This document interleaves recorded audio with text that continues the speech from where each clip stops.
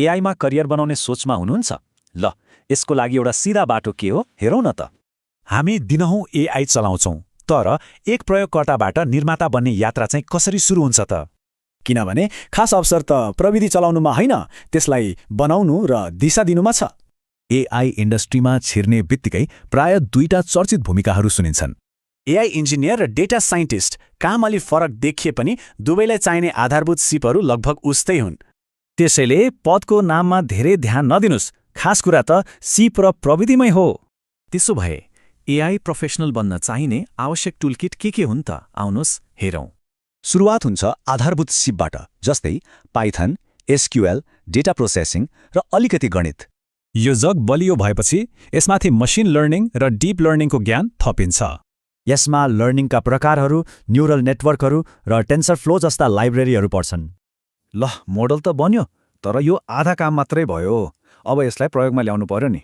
हो, गिट, डकर र एपीआई जस्ता टुलहरूले नै एआई मोडेललाई सफ्टवेयरसँग जोड्ने काम गर्छन्। तर यति धेरै सिपहरू कसरी सिक्ने? यसको सबैभन्दा राम्रो तरिका हो गरेर सिक्ने।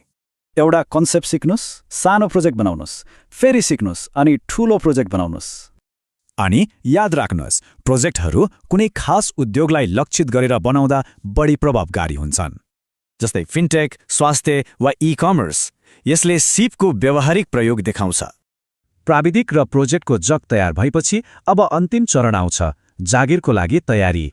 एउटा राम्रो बायोडाटा, अप्टिमाइज लिङ्क्डइन प्रोफाइल र सही नेटवर्क, यी सबै एकदमै जरुरी छन्। एउटा राम्रो रोडम्यापले बाटो देखाउँछ, तर त्यो बाटोमा हिँड्ने काम त आफैले गर्नुपर्छ। किनभने राम्रो अवसरका लागि व्यक्तिगत प्रतिबद्धता, कडा परिश्रम र लगनशीलता अनिवार्य छ। वास्तवमा यो यात्राको सबैभन्दा महत्त्वपूर्ण इन्धन भनेकै सिक्ने र केही नयाँ बनाउने जोश हो। बाटो त अब स्पष्ट छ, प्रश्न यति मात्र हो, केही नयाँ बनाउन तयार हुनुहुन्छ त?